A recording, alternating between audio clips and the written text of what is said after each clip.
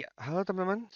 Kali ini aku akan menunjukkan bagaimana aku melakukan adjustment ya atau perubahan untuk memperbaiki hasil yang kita sudah tentukan targetnya ya. Jadi misalnya ini adalah campaign-campaign yang eh, dipunyai salah satu muridku dan dia mengalami masalah tidak bisa mempertahankan CPR-nya di level tertentu. Jadi kalau dilihat dari tabel hariannya, di sini aku tidak menunjukkan tabel hariannya.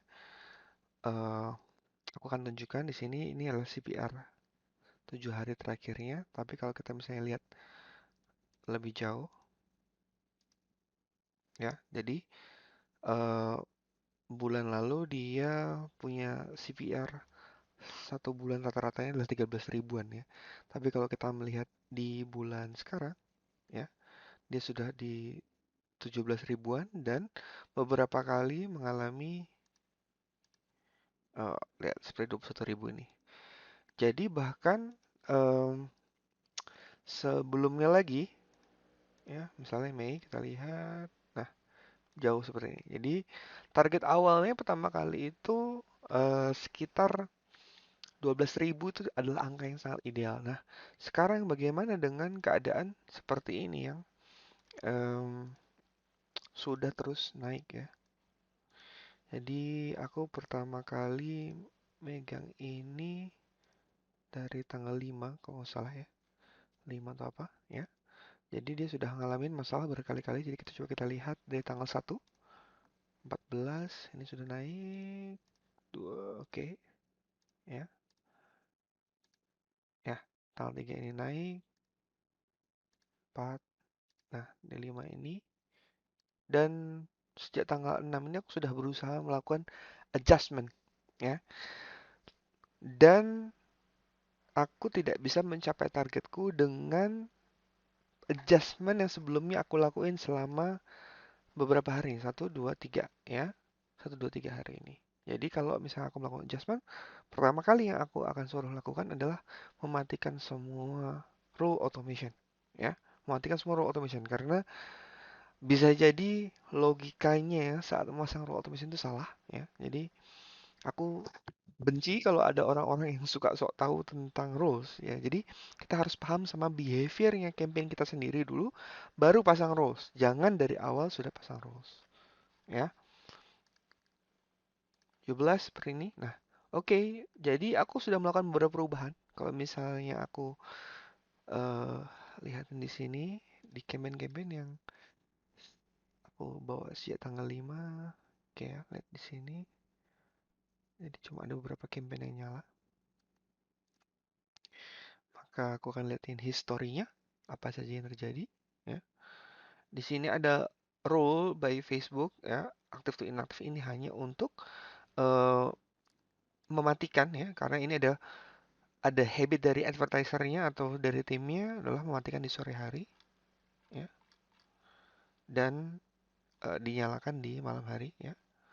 Ini kalau misalnya gue masih hidup ya nyala ini biasanya pakai pakai rule ya kalau misalnya di tanggal-tanggal berikutnya.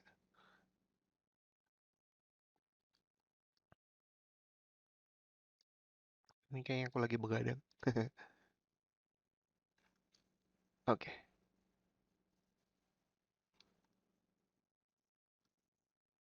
ya, yang aku tidak ngelakuin pakai rule.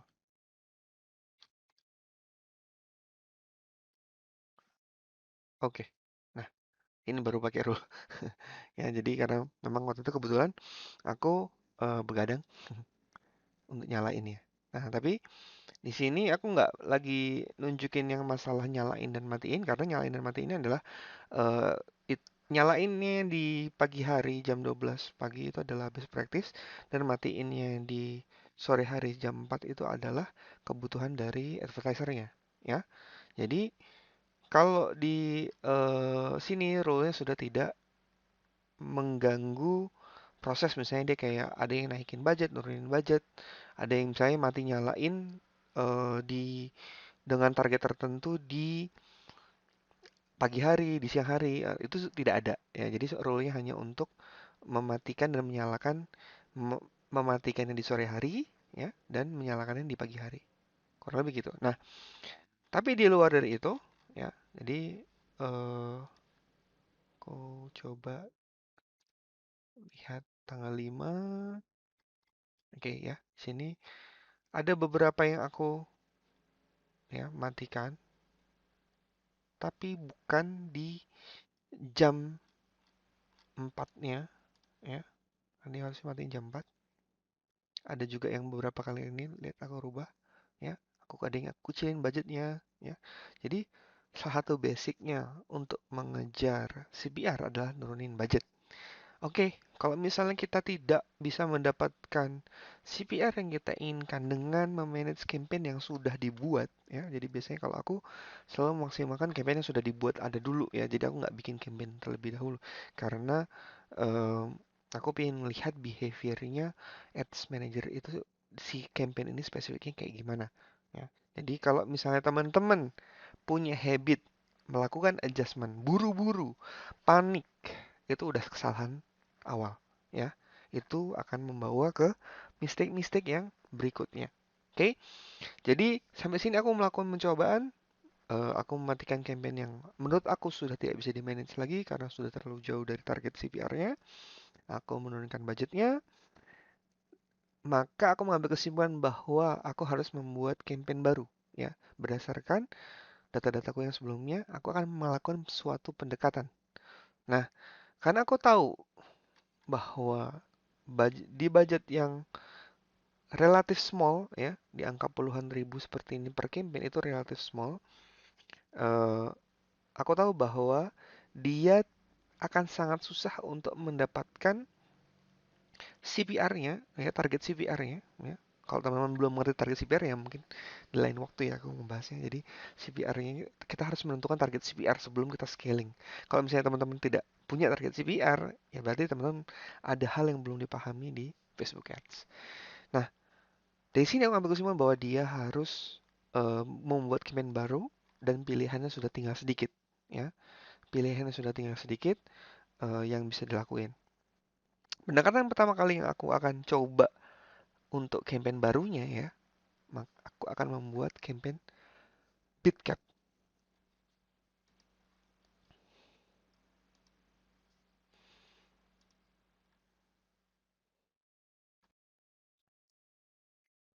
Karena ada target spending dari advertisernya itu sekitar 3 juta rupiah, 3 juta rupiah per hari ya. Dan eh, kita ada masalah dengan CPR-nya, maka ini tidak akan semudah itu. Ada beberapa campaign yang di-adjust ya dan langsung begitu saja mendapatkan target CPR-nya, langsung untungnya membesar. Ada beberapa campaign yang tidak semudah itu. Nah, ini adalah case yang menurut aku pertengahan ya, pertengahan karena aslinya dia tidak mengalami kerugian yang berarti ya di saat kita melakukan adjustment dan bahkan di beberapa harinya dia masih untung, maka masalahnya belum severe, belum parah gitu loh, ya. Nah, pendekatan pertama kali aku lakukan kalau di case seperti ini ya adalah aku memakai Bitcap, ya. Eh, Idealnya dia bisa sampai ke 12.000 CPR-nya, tapi di case ini aku akan mencoba di 15.000 agar memastikan dia jalan duluan. Dan aku akan mencoba memakai accelerated, dan accelerated ini adalah sebenarnya best practiceku ya. Oke, ini Bitcap scale ya. Ini adalah salah satu cara dari banyak sekali cara. Teman-teman tidak boleh meniru mentah-mentah ya. Kalau misalnya meniru mentah-mentah belum tentu cocok buat campaign teman-teman, oke? Ya karena aku tadi sudah ngeliat targetingnya, aku cukup hafal di sini. Oke, aku tadi, oke, ya aku pakai 100. Nah, aku tidak akan menjelaskan lebih lanjut kenapa aku 100 dan sebagainya, ya. Di sini aku akan bergerak lebih cepat.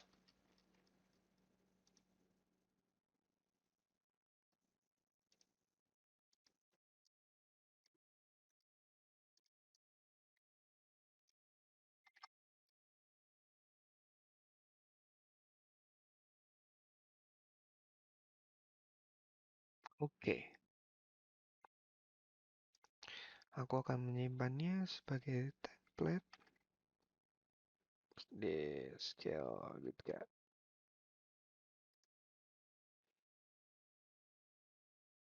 Ya, jadi kenapa di save seperti itu? Kalau misalnya teman-teman belum mengerti tentang Managix, nggak apa-apa.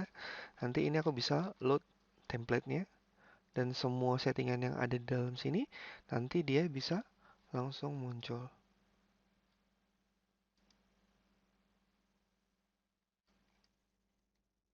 Ya, jadi semua settingan yang tadi udah tersimpan.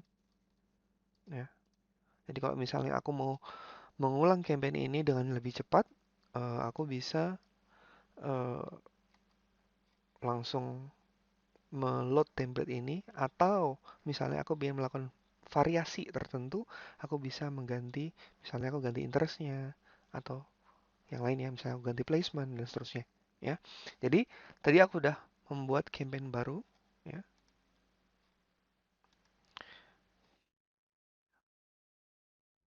Nah, jadi ini campaign yang dibuat lewat Managix, ini baru 10 adset. Nanti akan ada eh, lebih banyak adset, ya.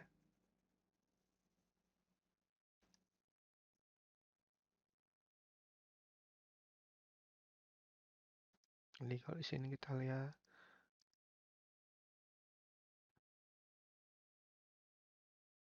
Oke, di animasi pertama intinya nanti ini akan terbuat sampai 100 adset dan aku memakai bitcap di 15.000.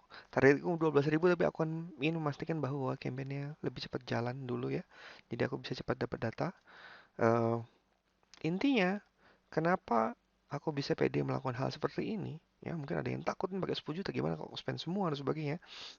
Itu karena kita memiliki eh, kejelasan ya. Kita tuh mau kemana ya dengan resource seperti apa. Ya, tujuannya apa? Terus resource kita kayak gimana? Apa yang sudah terjadi sebelumnya, data sebelumnya. Jadi, teman-teman harus memahami data itu, ya. Data, lalu aksinya apa terhadap data itu, ya. Ada banyak orang bilang baca data, baca data, tapi tidak memahami, ya. Maka itulah kenapa aku ingin membuat kursus ini, yaitu Managix Adjustment Mastery, untuk menunjukkan perubahan-perubahan seperti ini, ya, dengan lebih detail, dengan lanjutannya. Ya, ini hanya intro. Teman-teman mungkin akan mendapatkan, oh iya, apa sih perubahan yang kemarin jadinya kayak gimana? Ya kan? Hasilnya gimana? Berhasil nggak? Ya kan? Apakah langsung jadi bagus? Apakah jelek? Kalau misalnya jelek kita bakal ngelakuin apa? Kalau sudah bagus, kita harus ngapain juga? Ya kan? Itu adalah sesuatu yang bisa dimiliki oleh para expert, ya. Keberanian seperti ini merubah sesuatu yang signifikan, ya, dengan target yang jelas dan eh, perubahan-perubahan yang nggak ngasal, ya. Kenapa ini dilakukan seperti ini? Itu aku akan menjelaskan lebih dalam di Managix Adjustment Mastery. Tapi ini adalah salah satu contoh cara berpikir. Ya, kita sudah melakukan langkah A, B, C. Oh, nggak bisa. Oke, caranya seperti apa? Aku akan melakukan campaign baru dengan hal yang spesifik. Kenapa hal yang spesifik? Karena bisa jadi di case lain aku tidak memakai Bitcap. Secara jujur aku benci sama Bitcap. Ya, secara jujur aku benci sama Bitcap. Di banyak sekali campaign-campaignku yang bisa spend besar, yang bisa spend 10 juta per hari, 20 juta per hari, 30 juta per hari, bahkan 50 juta per hari atau lebih, ya. Misalnya kayak 100 juta per hari, 200 juta per hari. Aku tidak melakukannya dengan Bitcap mostly, ya, di most cases. Ya. Ini adalah contoh saja salah satu kasus. Aku akan membawa kasus-kasus yang lain, ya. Aku ingin ini menjadi uh, case yang bisa mencerahkan, ya. Ini salah satu pendekatannya dan aku ingin teman-teman bisa ikut Managing Adjustment Mastery. Aku tahu ini tidak untuk semua orang. Kalau misalnya teman-teman masih baru memulai, ya, aku sangat sarankan ke managix.id, ya. Belajar dari sana, belajar hal yang basic, ya. Teman-teman nanti akan juga ada materi-materi untuk scaling, ya. Tapi di sini aku ingin yang mengikuti Managing Adjustment Mastery itu benar-benar berniat untuk, oh iya, aku pengen tahu lebih banyak kasus di Facebook Ad. Aku pengen tahu gimana sih kalau misalnya expert ngerubah A jadi B, kenapa alasannya? Ya, kenapa itu yang dilakuin? Ya, nah, aku akan banyak membahas ini selama sebulan penuh, ya, di Managing Adjustment Mastery dengan berbagai case. Ya, bahkan hasil akhirnya kayak gimana, profitnya kayak gimana. Ya, aku pengen nunjukin itu di tidak cuma di akun ini ya. Ada banyak sekali akun-akun yang aku akan tunjukkan ya. Bahkan kalau misalnya teman-teman ikut di Magic Assessment Mastery ingin menjadi salah satu case study-nya, aku akan membantu memperbaiki atau memperbesar hasil yang teman-teman sudah dapetin sebelumnya ya. Kayak kemarin aku membantu uh, sedikit dengan sedikit perubahan ya, dari spend 7 juta menjadi 19 juta ya dalam waktu 1 hari ya, per hari itu ya. Jadi kebayang, dan itu menjadi ada ekstra 5 juta, 10 juta net ya. Begitu saja ya. Kalau misalnya nanti itu dikali sebulan ya, bisa ekstranya bisa di 100 juta sebulan hanya dari simple adjustment ya, perubahan yang dengan target yang jelas, kita tahu persis mau kemana. Oke, sampai sini aja. Sampai ketemu lagi di email berikutnya. See you.